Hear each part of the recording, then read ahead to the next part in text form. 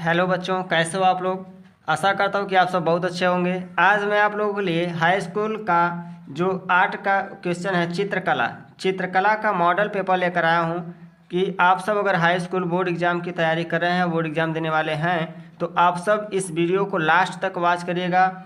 और मैंने इस वीडियो में आप लोगों को चित्रकला के कैसे कैसे प्रश्न आएंगे उसका मॉडल तैयार करके मैं आप लोगों के लिए लेकर आया हूँ। तो वीडियो की शुरुआत करने से पहले अगर आप सब चैनल पर नए होंगे तो चैनल को सब्सक्राइब कर लीजिएगा और बेल आइकन को प्रेस करना ना भूलें ताकि अगली आने वाली वीडियो की नोटिफिकेशन आप सबको मिल सके। तो चलिए क्वेश्चन को स्टार्ट करते हैं। तो चित्रकला में आप लोगों को 20 बहुविकल्पी क्वेश्चन मिलेंगे और 20 एक एक नंबर के क्वेश्चन रहेंगे और इन सभी क्वेश्चनों का आप लोगों को जो जवाब देना है वो OMR शीट में, ठीक है। जैसे यहाँ पर देखिए चार विकल्प आप लोग को दिए हुए होंगे और OMR शीट में 4 गोले ऐसे आपको दिए हुए होंगे और जो आपका ऑप्शन सही होगा उसको बॉल पॉइंट पेन से आप लोग उसको क्या करना है, पेंट करना होगा। जैसे मान लीजिए मेरा ऑप्शन सी सही होगा तो इसको सी को क्या करना है, ऐसे ऐसे उसको पेंट कर देना है, ठीक है। तो OMR शीट भी मैं भरना बताऊंगा आप लोगों को। तो पहले मॉडल पेपर को जान लेते हैं, फिर उसके बाद अगली वीडियो में उसको भी बता दूंगा OMR शीट में कैसे बहुविकल्पी प्रश्नों को भरना है, ठीक है। तो चलिए वीडियो की शुरुआत करते हैं। फर्स्ट क्वेश्चन आपका जो है वो बहुविकल्पी क्वेश्चन है। तो पहला जो क्वेश्चन है आपका क्या है, सजावट के आधार पर आलेखन को कितने वर्गों में बांटा जाता है। तो सजावट के आधार पर आलेखन को क्या 2 वर्गों में बांटा जाता है, 3 वर्गों में, क्या 4 वर्ग में या फिर 5 वर्ग में। तो सजावट के आधार पर जो आलेखन को बांटा जाता है वो बांटा जाता है 4 वर्गों में। कितने वर्गों में, 4 वर्गों में। तो आपका पहले का जो आंसर होगा वो ऑप्शन होगा C 4, ठीक है। अब दूसरा क्वेश्चन आपका है, धरातलीय आलेखन में सजावट होती है। धरातलीय आलेखन में सजावट होती है तो क्या धरातल की सजावट होती है, किनारे की, मध्य भाग की या फिर कोने की, ठीक है। तो धरातलीय आलेखन में सजावट किसका करेंगे, धरातल का ही करेंगे। तो हमारा जो पहला वाला ऑप्शन है धरातल की वो हो जाएगा आपका सही, ठीक है। अब चलते हैं तीसरे क्वेश्चन की। जो तीसरा क्वेश्चन है कि साड़ी के किनारों का आलेखन, जो साड़ी का किनारा होता है उसका आलेखन किस आलेखन के अंतर्गत आता है। तो क्या केंद्रीय आलेखन के अंतर्गत आता है, कोने के आलेखन या फिर ज्यामितीय आलेखन या फिर किनारी आलेखन। तो इसका जो सही आंसर होगा वो आपका हो जाएगा, देखिए साड़ी का किनारा, किनारे की बात हो रही है तो किनारी आलेखन ही हमारा ऑप्शन हो जाएगा सही, ठीक है। तो जो तीसरे का सही जवाब है वो आपका है किनारी आलेखन, ठीक। तो आपका जो चौथा नंबर का क्वेश्चन है वो है भवन फर्नीचर आदि के आलेखन के पश्चात वस्तुओं के मूल्य पर क्या प्रभाव पड़ता है। भवन फर्नीचर आदि के आलेखन के पश्चात वस्तुओं के मूल्य पर क्या प्रभाव पड़ता है, मूल्य बढ़ जाता है क्या, फिर मूल्य घट जाता है, कोई बदलाव नहीं आता है या मूल्य समान रहता है, ठीक है। तो इनके आलेखन के पश्चात वस्तुओं का मूल्य पर क्या प्रभाव पड़ता है। देखिए आप अगर कोई भी सजावटी कर रहे हैं तो उसका क्या होगा, मूल्य बढ़ जाएगा। क्या होगा, मूल्य बढ़ जाएगा। अगर आप सजावट करके अच्छी खासी वस्तुओं को बना दे रहे हैं तो क्या होगा, जितने में बिकना चाहिए उससे अधिक दाम में बिकेगा, ठीक है। तो इसका क्या होगा, मूल्य बढ़ जाता है। तो जो इसका ऑप्शन है वो ऑप्शन नंबर ए सही हो जाएगा। तो पांचवा क्वेश्चन आपका है कि निम्नलिखित में से कौन सा आलेखन का तत्व नहीं है। निम्न में से कौन सा आलेखन का तत्व नहीं है, रंग योजना, प्रभाविता, कौशलता या संतुलन। तो आलेखन का जो तत्व नहीं है वो है कौशलता, ठीक है। क्या है, कौशलता।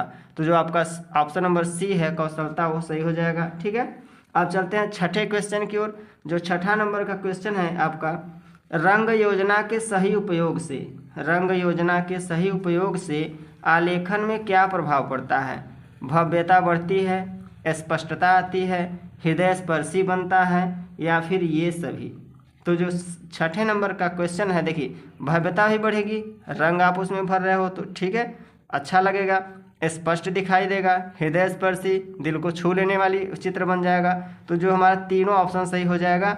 तो जो तीनों ऑप्शन सही है तो यहाँ चौथे वाले में क्या दिया है, ये सभी। तो हमारा जो इसका सही जवाब हो जाएगा ये सभी, चौथे नंबर का आपका ऑप्शन सही हो जाएगा, ठीक है। तो चलिए अगले क्वेश्चन को चलते हैं। तो आपका 8 नंबर का क्वेश्चन है, आलेखन में रंग भरने की सबसे सरल एवं आसान विधि कौन सी है। आलेखन में 7 नंबर का, निम्नलिखित में से कौन सा रंग आदर्श रंगों के चक्र में ठंडा रंग नहीं है। जो 7 नंबर का क्वेश्चन है, ठीक है, वो क्या है, निम्नलिखित में से कौन सा रंग आदर्श रंगों के चक्र में ठंडा रंग नहीं है? नीला रंग, क्या आसमानी रंग, क्या लाल रंग, क्या हरा रंग? ठीक है, तो जो 7वां का सही आंसर होगा वो होगा लाल रंग। ठीक है, अब 8वें क्वेश्चन की ओर। आलेखन में रंग भरने की सबसे सरल एवं आसान विधि कौन सी है? आप चित्र बनाए हो, आलेखन किए हो, तो उसमें रंग भरने की सबसे आसान विधि कौन है? हल्की पृष्ठभूमि वाली विधि, या फिर गहरी पृष्ठभूमि वाली विधि, ठीक है, या एकांकी रंग संगत वाली विधि, या एक सर्वथा रंजन विधि? तो इसका जो सही जवाब होगा वो हल्की पृष्ठभूमि वाली विधि। ठीक है, तो आपका ऑप्शन हो गया ए सही। अब चलते हैं अपने 9 क्वेश्चन की ओर।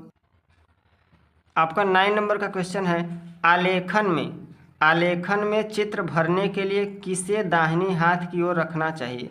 आलेखन में चित्र भरने के लिए किसे दाहिनी हाथ की ओर रखना चाहिए? क्या रंग को रखना चाहिए, ब्रश को, मैचिंग प्लेट को, या ये सभी को? तो 9 नंबर का जो क्वेश्चन है, देखिए किसी भी कोई भी हो, अगर आप चित्र बना रहे हो, उसको रंग भरने जा रहे हो, तो आप अगर दाहिने हाथ से लिख रहे हो दाहिने साइड रखोगे, अगर बाएं हाथ से लिख रहे हो तो बाएं साइड रखोगे। तो लगभग 90 कई परसेंट 90 के ऊपर ही लगभग लोग दाहिने हाथ से ही रंग भरते हैं या कुछ भी काम करते हैं दाहिने हाथ से। तो यहाँ आपका ऑप्शन जो सही होगा, क्या रंग, ब्रश, मैचिंग प्लेट, या ये सभी? तो जो सही आंसर होगा वो कौन सा होगा? ये सभी। ठीक है, अब चलते हैं क्वेश्चन नंबर 10 की ओर। आलेखन में बाहरी रेखाओं को प्रदर्शित करने के लिए कितने नंबर के ब्रश का प्रयोग करना चाहिए? आलेखन में बाहरी रेखाओं को प्रदर्शित करने के लिए कितने नंबर का ब्रश प्रयोग करना चाहिए? तो क्या 1 या 2 नंबर, 3 या 4 नंबर, 8 या 9 नंबर, 10 या 12 नंबर? तो जो आपका 10 नंबर का सही आंसर होगा 1 या 2 नंबर का ब्रश रखना चाहिए। ठीक है, अब चलते हैं क्वेश्चन नंबर 11 की ओर। तो आपका क्वेश्चन नंबर 11 है, देखिए 11, ये आपका 11 हो गया। ठीक है, निम्नलिखित में से कौन अलंकारिक आलेखन को प्रदर्शित करता है? निम्नलिखित में कौन अलंकारिक आलेखन को प्रदर्शित करता है? प्राकृतिक रूपों को परिवर्तित करना, वृत्त का निर्माण करना, साड़ियों पर आलेखन, पुस्तकों को रंगीन बनाना। ठीक है, तो जो आपका सही आंसर होगा प्राकृतिक रूपों को परिवर्तित करना। ठीक है, अब 12 नंबर का जो प्रश्न है, किस प्रकार के आलेखनों में सरल रेखाओं, चाप एवं त्रिभुज आदि का प्रयोग किया जाता है?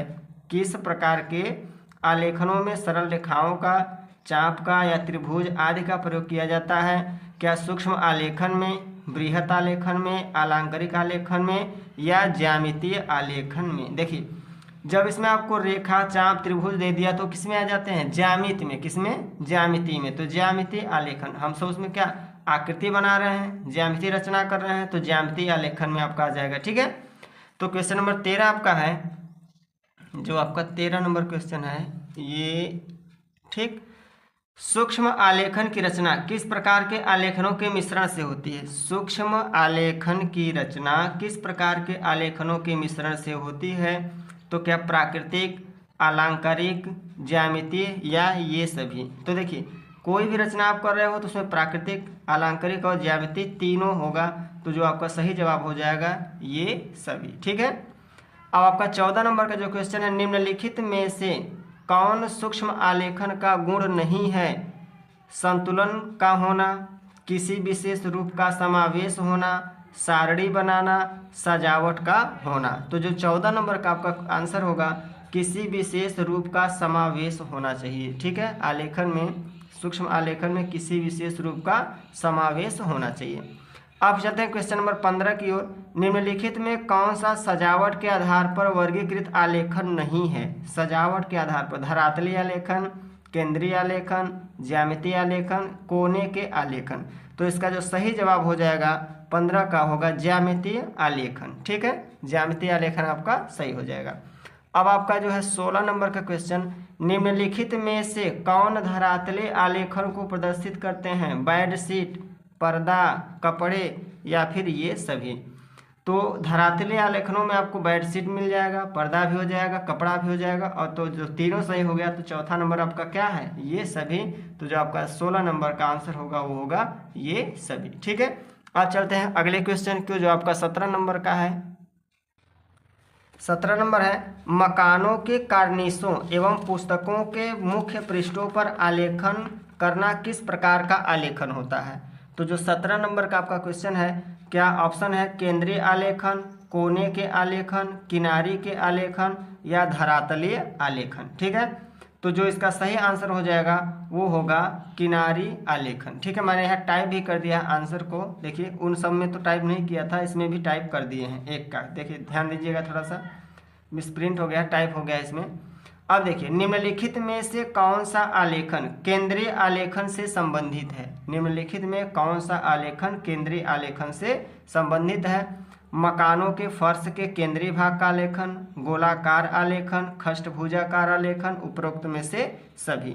तो जो आपका 18 नंबर का ऑप्शन है वो है डी, उपरोक्त सभी। ठीक है, अब आपका क्वेश्चन नंबर 19 जो है, थोड़ा सा और ऊपर 19। ठीक है, कोने के आलेखन का गुण है धरातल के कोने को सजाना, सामने की ओर प्रभावी होना, छतों व फर्शों के कोने को सजाना, उपरोक्त सभी।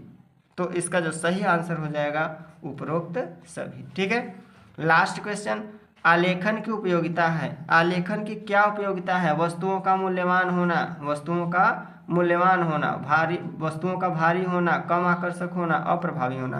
तो इसका जो सही जवाब होगा वस्तुओं का मूल्यवान होना। ठीक है, तो अगर आप सब चित्रकला के क्वेश्चन में आपको 20 बहुविकल्पी क्वेश्चन हो गए।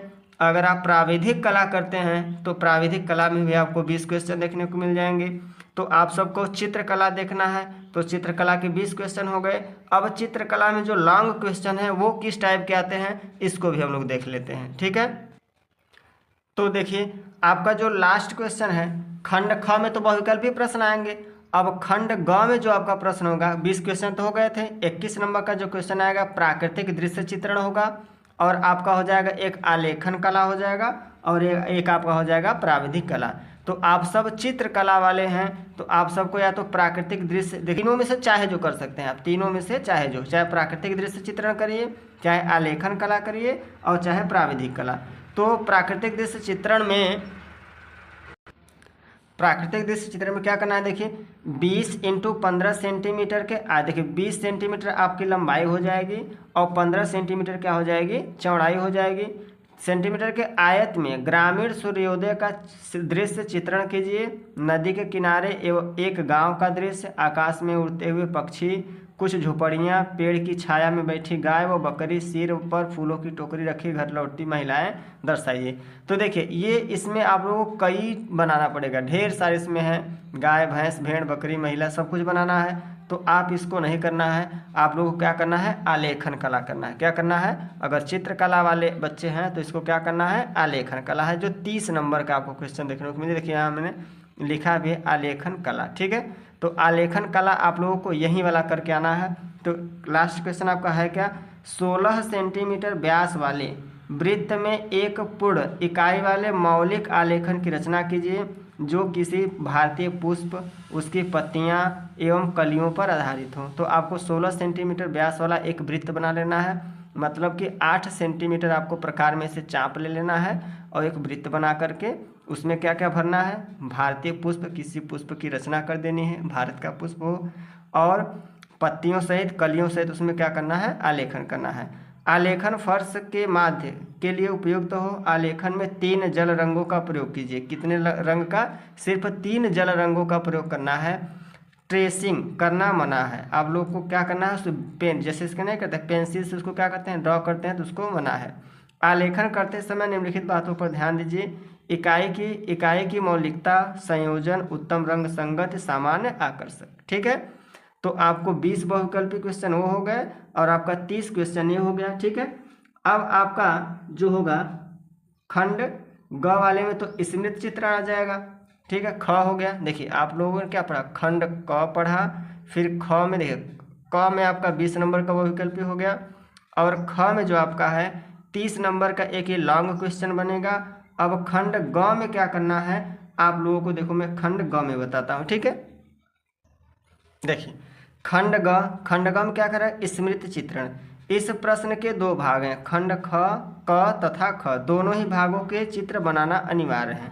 ये क्या करना है आप लोगों को, दोनों भागों का चित्र जरूर बनाना है। ठीक है, एक इसमें से और एक उसमें से। देखिए क्या करें, निम्नलिखित में से किसी एक स्मृत चित्रण पेंसिल से बनाइए। चित्र की माप 15 सेंटीमीटर से कम न हो तथा एक निश्चित अनुपात में हो। पहला क्या बनाना है, जलती हुई मोमबत्ती। अगर आप बनाना जानते, देखिए मोमबत्ती तो सब लोग जलाए हैं, जानते भी हैं, अच्छा सरल भी बना लेंगे।